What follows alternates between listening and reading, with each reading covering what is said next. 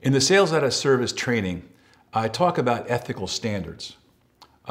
Professions have ethical standards. When I was practicing law, we had ethical standards that we had to abide by. When I practiced psychology, we had ethical standards that we had to abide by. And obviously, sales and customer service, there are no written ethical standards. But let's look at this.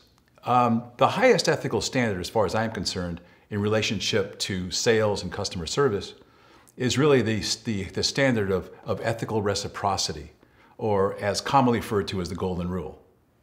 You don't do something to someone else that you wouldn't want done to yourself, so to speak.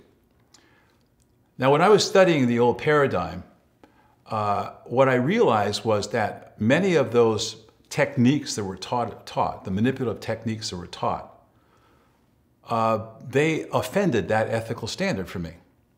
And sometimes I would ask myself, well, I'm learning these techniques, but would I want someone to do that technique on me, The bottom line of the old paradigm is for the salesperson to get the buyer to do what the salesperson wants the buyer to do.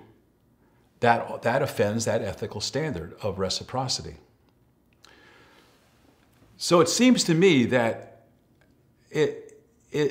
in the training that we do, what we're attempting to do is cut through this and get to a more honest, more authentic relationship-based sales, where there's authentic service and authentic relationship, rather than a relationship in order to get that buyer to do what you want, and a service in order to get that buyer to do what you want.